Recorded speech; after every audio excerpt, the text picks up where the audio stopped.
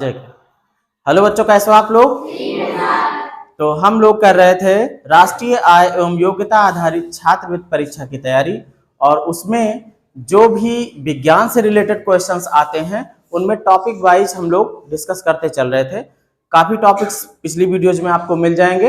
अब हम लोग पहुंच चुके हैं कि बायोमास या जैव मात्रा क्या होता है, पेट्रोलियम क्या है, ज्वार भाटा से कैसे जो है ऊर्जा प्राप्त की जा सकती है, और ऊर्जा का ह्रास क्या होता है ये जानना है। यूं समझो कि हमें पढ़ना है ईंधन। क्या पढ़ना है? ईंधन या फिर फ्यूल। ईंधन क्या होता है? बहुत सिंपल सी भाषा में अगर बात की जाए तो ईंधन वही है जिसके दहन से ऊर्जा मिले। दहन का मतलब जलना। जैसे लकड़ी भी एक ईंधन है, उसको आप जलाते हो तो ऊर्जा मिलती है, फिर हम लोग उससे खाना पका सकते हैं, ताप सकते हैं, है ना। पेट्रोल भी एक तरीके का क्या है? ईंधन है। जब वो जलता है तो गाड़ी को ऊर्जा मिलती है, उसी ऊर्जा से वो गाड़ी चलती है ना। तो ईंधन क्या है? ईंधन क्या है? जिसके जलने से या दहन से ऊर्जा मिले। ऊर्जा, जिसके जलने से, दहन होने से ऊर्जा मिले, वही क्या होता है? ईंधन होता है। अब ईंधन किन किन रूपों से प्राप्त किया जा सकता है? ये सभी ईंधन है। जैसे बायोमास या जैव मात्रा, बायोगैस भी कह सकते हो।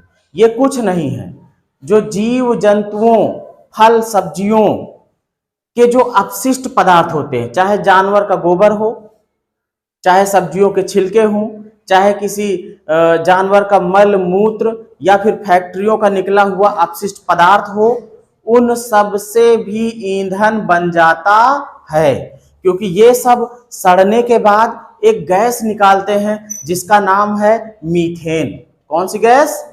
मीथेन।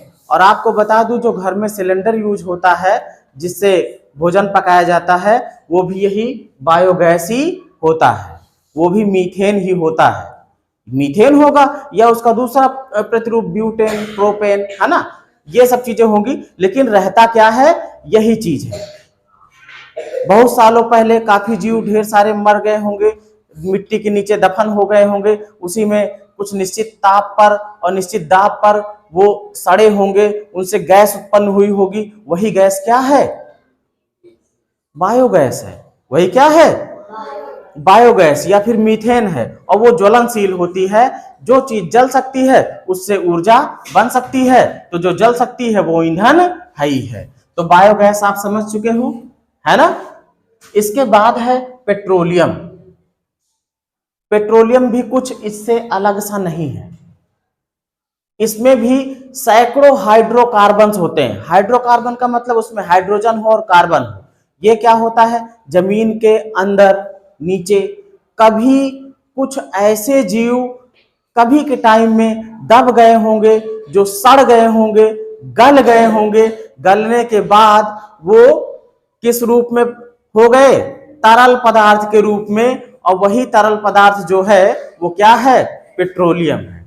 पेट्रोलियम को आसवन किया जाता है। आसवन का मतलब हो गया, पहले उसको अधिक टेम्परेचर तक गर्म किया जाता है, गर्म करने के बाद में उसको ठंडा किया जाता है। तो अलग अलग ताप पर जब आसवन करते हैं तो अलग अलग चीजें मिलती हैं। पेट्रोलियम से ही मिट्टी का तेल भी मिल जाता है, पेट्रोल भी मिल जाता है, डीजल भी मिल जाता है ना। उसी में से शोधन में ही ग्रीस भी मिल जाती है, काफी चीजें मिल जाती हैं। तो पेट्रोलियम भी क्या है? एक तरीके के जो पहले के जीव रहे होंगे, धरती के नीचे दब गए होंगे, और दबने के बाद वो गैस में बदलने के बाद वो सड़ गल के द्रव रूप में हो गए होंगे। कभी आपने धान के खेतों के आसपास आते जाते देखा होगा, वहां पर जो है पेट्रोलियम के जैसे खुशबू होती है या बदबू होती है, वैसी आती है गंध। जब मछलियां सड़ गल जाती हैं कहीं किसी गड्ढे में, तो धान के खेतों के बगल ऐसी बदबू आती है। और उसमें पानी में भी देखा होगा, छहरा छहरा तेल जैसा कुछ दिख जाता है। ध्यान दोगे तो आपको दिखेगा,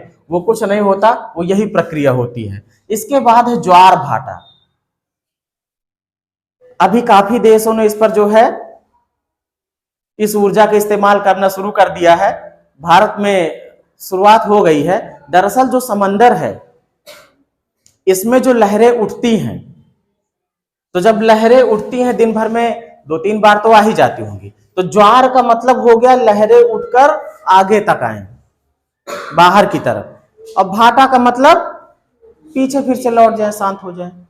तो जब लहरें उठ रही हैं, उनमें गति है, तो उस गति से गतिज ऊर्जा उसमें रहेगी कि नहीं रहेगी?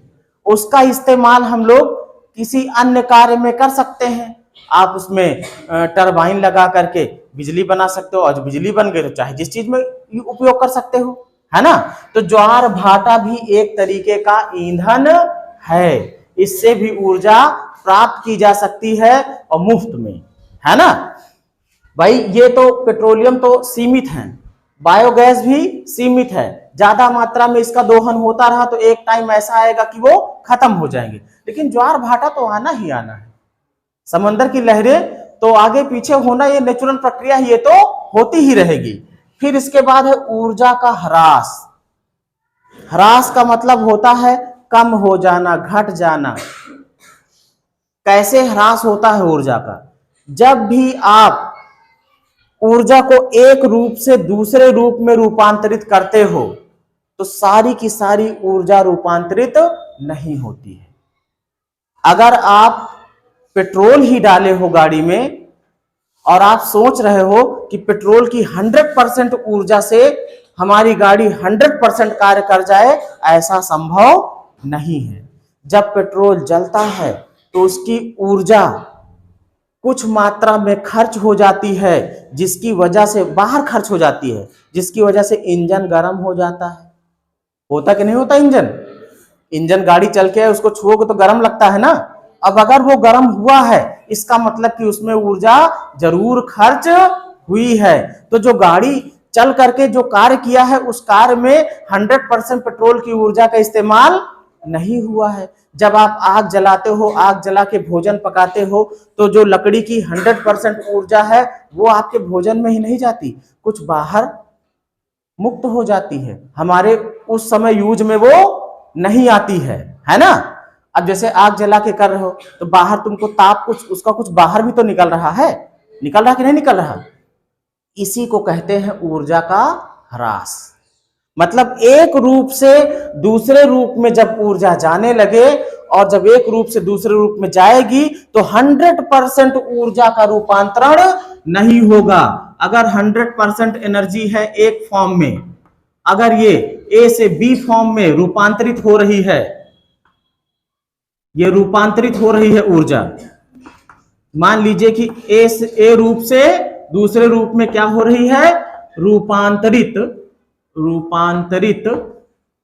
होगी, तो कभी भी 100% ऊर्जा रूपांतरित नहीं होगी। ये 80% हो सकती है, 90% हो सकती है, इससे कम भी हो सकती है। हम कहते हैं 99% तक आप कर सकते हो, लेकिन 100% ऊर्जा का रूपांतरण कभी भी नहीं होगा। अगर ऐसा हो जाए कि 100% ऊर्जा का उपभोग होने लगे, तब तो जो अभी तक के विज्ञान में नियम बने हुए हैं, ये सारे के सारे नियम फेल हो जाएंगे।